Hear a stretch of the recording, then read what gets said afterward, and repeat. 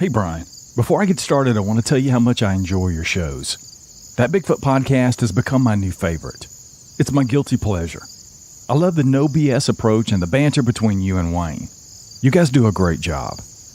It's for that reason I've decided to come to you with this. I've recently heard you guys talking about a subject that got my attention. You guys covered a story about a woman giving birth to Bigfoots Baby. I first thought about reaching out to the show that first shared that story, but not knowing the show the way that I know yours, I decided to contact you with it. I hope you can understand and respect how difficult this is for me to talk about, and accept the fact that I must insist on remaining anonymous. This is my grandmother's story, and I'm one of the few people in the world that she ever told about it. It all started when she was a young girl. Her family lived in Arkansas on a 200-acre farm. Her father, which would make him my great-grandfather, had some grain silos on the property. I'm not a farmer, so I couldn't tell you how they worked or what all they did other than hold grain. He noticed that he had some new fresh dents on a couple of them, and he couldn't figure out where they were coming from. This all started very suddenly, and he could not figure out for the life of him what was going on, until one day, my grandmother said she heard a commotion coming from around the silos early one morning. It was just past dawn and the sun wasn't fully out yet. She knew that my granddad had already been up for a while tending to the animals, so she ran outside right in time to see this thing that was a little bit smaller than she was, running off into the woods with her father giving chase. This thing appeared to be covered in black hair, with patches of brown all over it. She said she'd never seen anything run so fast. She asked her father about it and asked him what happened.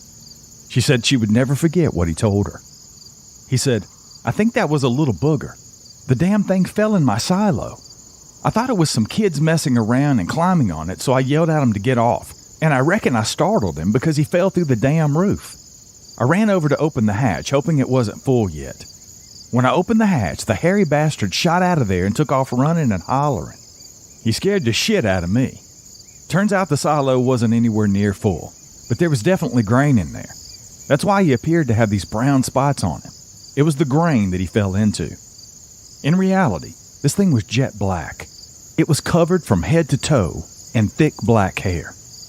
Grandma said she had no idea what to make of it. She knew her daddy to be a hard-working, honest man that would never lie, not to mention her seeing it for herself. They were the only two to see what happened that morning, and she was told not to speak a word of it to anyone, so she decided that she wouldn't.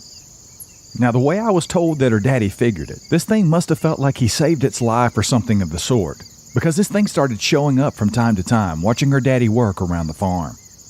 She said the first few times he noticed it, it would run off from him. But it never stayed gone long, though. It would always come back the next day, and sometimes that same day. Her daddy just started to accept it. He said it never did bother him or anything else. That's until one day her daddy noticed a chicken or two had gone missing. This really pissed him off at first, and he did something that shocked her. The next time he saw this thing, he stopped what he was doing, walked over to the chicken coop, grabbed up one of the chickens, and started walking towards the booger. Grandma said she wouldn't have believed it had she not seen it with her own eyes. She said he walked over towards this thing, swinging the chicken around in circles and yelling, "No, no, my chicken, leave my chickens alone." She said she laughed so hard at the sight of her daddy yelling at this thing she almost peed her pants. I can still hear how hard she was laughing every time she told me that story. Her daddy was able to get pretty close to this thing, and when he did, that's when he noticed how skinny this thing looked. He said it seemed to have this scared or sad look on its face as well. This made her daddy feel terrible because this thing was clearly just hungry. He speculated later on in life that its family must have abandoned him once he took interest in and started showing himself to humans. He always said he couldn't prove it, but that's what he always felt. This is when her daddy started leaving food out for it. When this began, it was the beginning of what my grandma called the greatest love of her life. Her love for a Sasquatch named Koda. As the years went by, Koda became a permanent fixture to our family. Grandma was an only child, and her mother, my great-grandmother, was the only other person on the farm aside from my great-grandpa. Of course, they had family and friends that would visit from time to time, so their guard always had to stay up at all times. I mean, how exactly would you explain this to others? How do you explain the almost 8-foot-tall, hair-covered farmhand that always followed them around all the time?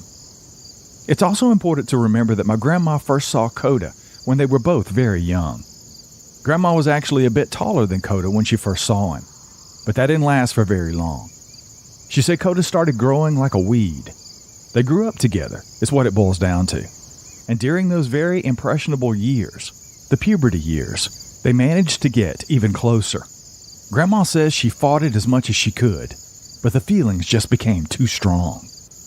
Something else you'll need to know about my grandma is that she had a cousin.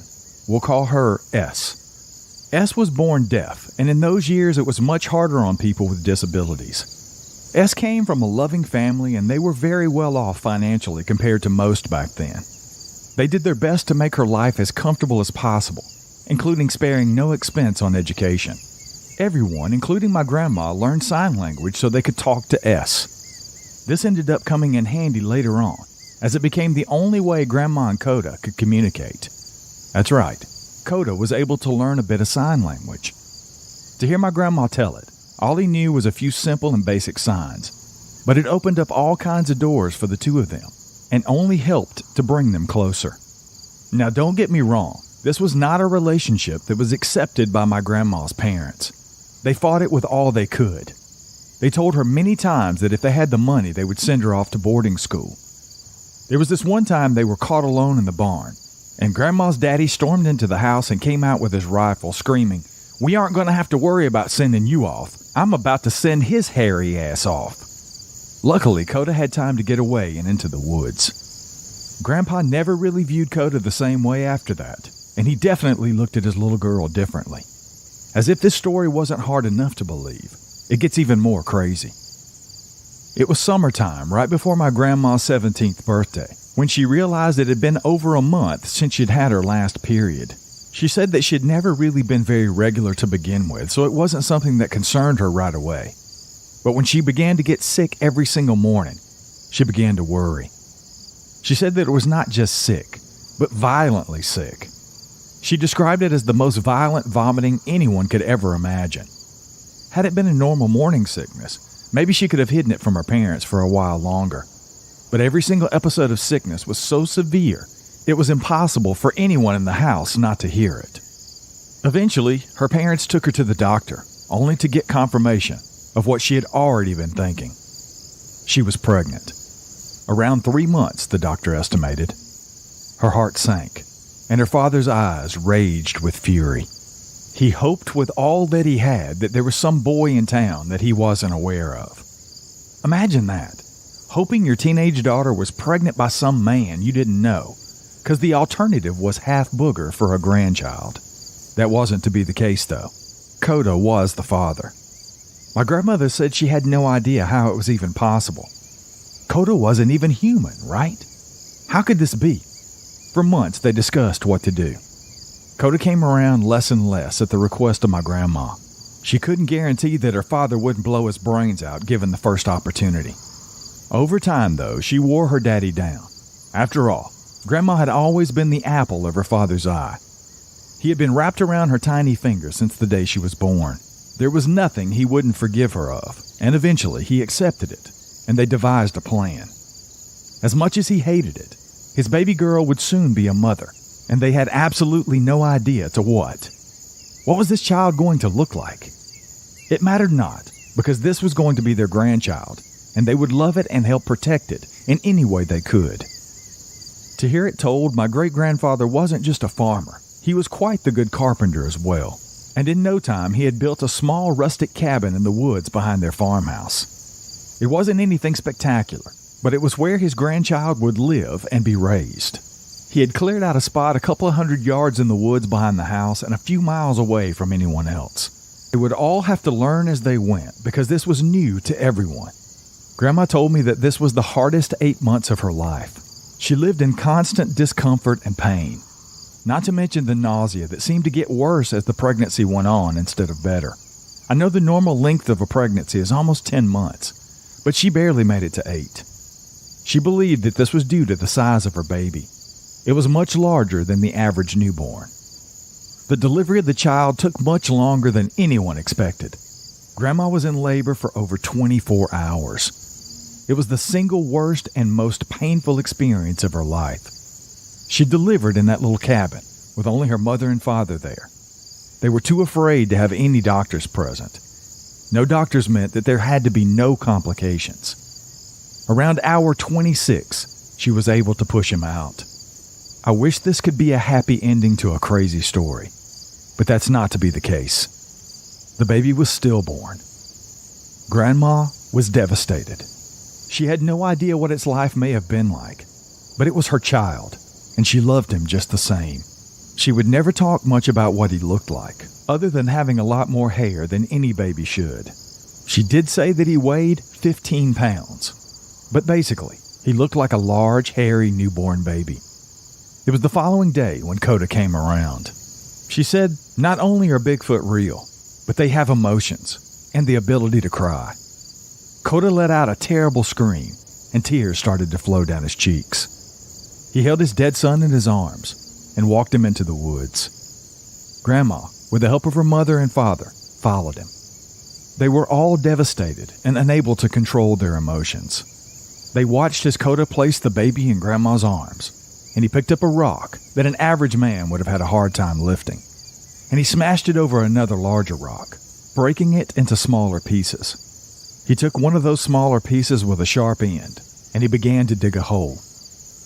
She said the hole was about 3 foot by 3 foot and 4 feet deep as Koda could reach with his arm anyway. He then placed the baby in the hole and covered it up with the remaining dirt. Koda then found a much larger rock, bigger than the one he had already broken, and placed it on the grave. He and my grandma just stood there, holding each other for several minutes. Koda then kissed her on the head and walked into the woods. My grandma said she didn't know how she knew it, but she knew that was going to be the last time she would ever see him. And it was. It took some time, but she eventually healed from the birth, but she never really healed from the loss of Koda and the baby they shared. She went on to meet and fall in love with my grandpa. They were married and had 3 children of their own, but she never told him about her first love and the child that they had had. My grandpa died not long after I was born, so I never got to know him, but everyone says that he was a great man. Now you have to keep in mind that this, of course, is a second-hand story. It did not happen to me, and I only know what I was told, so if there are any details that are off, it's not on purpose. I did my best in the retelling. Take this story however you want, but it was very difficult for me to write this. I struggled with if I should, because I know most sane people will not believe this. But I have never known of my grandma to lie. She was your typical sweet old grandmother, and I believe every word that she told me. It's up to you and your listeners to decide if you do. Thank you again for allowing me and others to share their experiences, and I wish you and Wayne the best and continued success.